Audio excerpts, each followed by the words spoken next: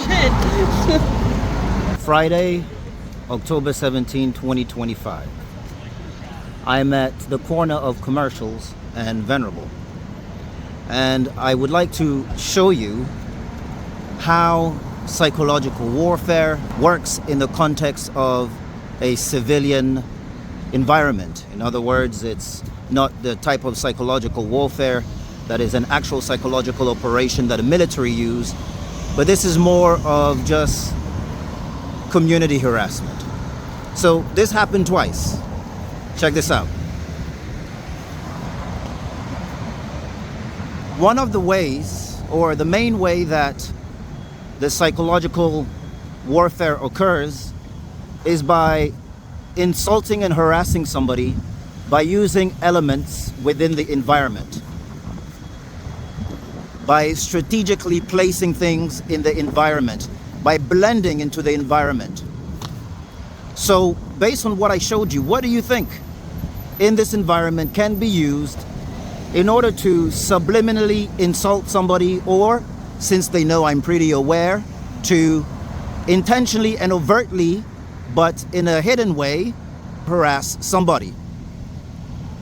Well, there are many things you can use here, but what I want to focus on, this is a store where they sell sexual objects for people. So let me show you how these gang stalkers sexually harassed me. You call this sexual harassment, right?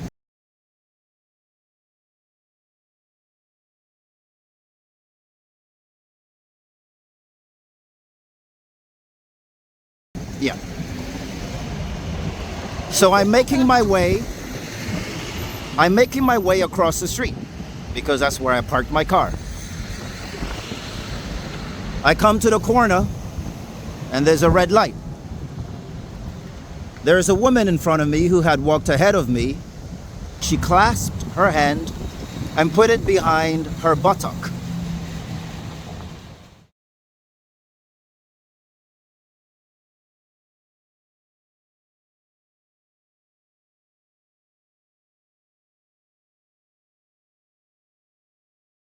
She held that position all the way.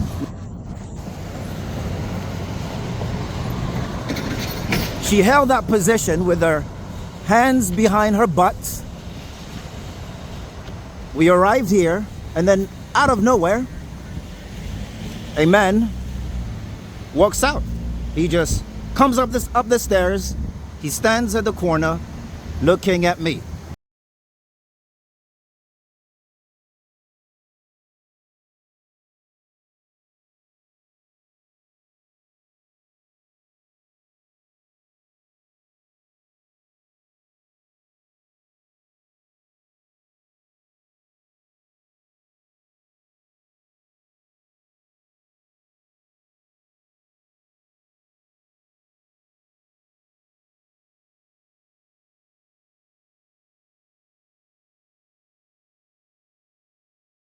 Do you get it?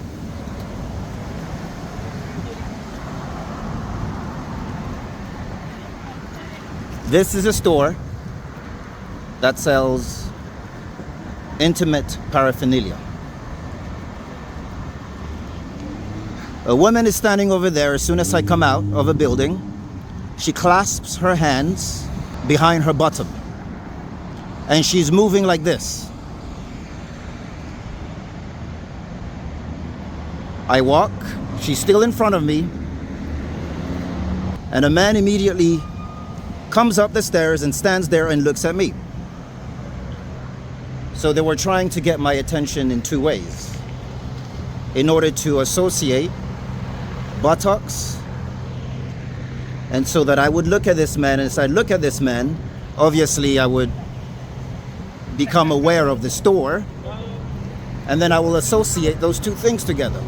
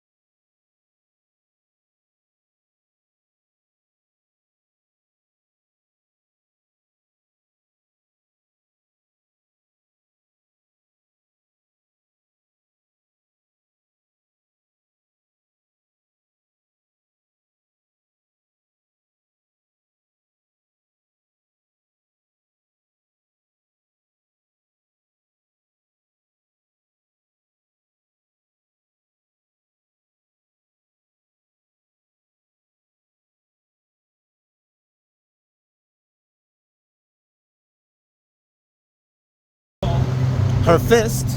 She clasped her hands, her two hands, on her buttock. A man walks out here and just stares at me so that I get the message that they are trying to defile my mind. They're engaging in spiritual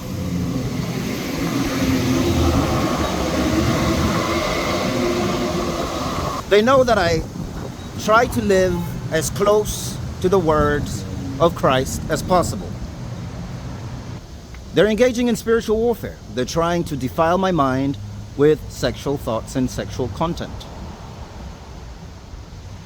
Now, that was the first example. There's a second example. That same man that had walked up the stairs and stood at the corner,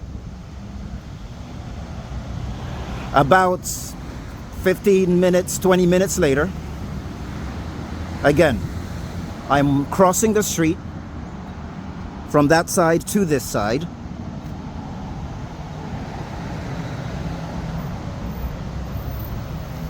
And, right, so the second time, again, I'm crossing the street from that side to this side.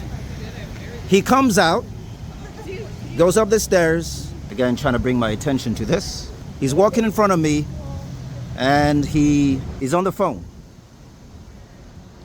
And weirdly enough, his elbow, he's holding the phone with his right hand. He's holding the phone like this. And as I start to get close enough to him to pass by, he extends his elbow right, and he's not even walking on the left, but he's walking a little bit in the middle, so that when he extends his elbows, as I'm walking past, it will brush me, touch me, or obstruct me in some way or another. Second,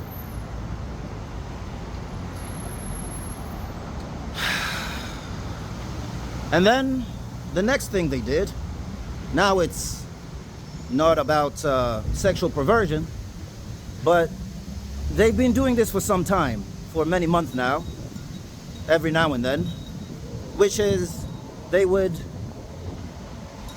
walk right in front of me, and most often we brush each other. They will walk right in front of me. They will cut me just to disrupt my path, to make me move, but more importantly, to get me to react.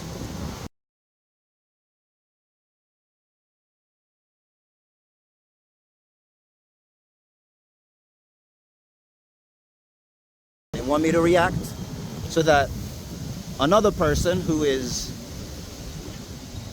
somewhere would take out their camera and start filming me. Right? So they have the actors, and then they have the people who are standing back, ready to take out their phones and begin recording at any moment whenever I react. And I don't know what they use that for. I assume they use it to continue to slander me. They probably share it on social media. They probably send it to a persecutor, a judge, a lawyer. I don't know. But it's never just one person. Within a day, I would say, is anywhere from 30 to 40 people, right? They take shifts. It's not always the same person every time they do shifts. Well,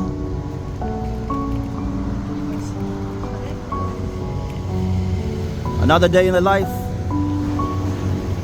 of a, I don't know, an innocent victim of psychological operation in a harassment campaign that is just very vile.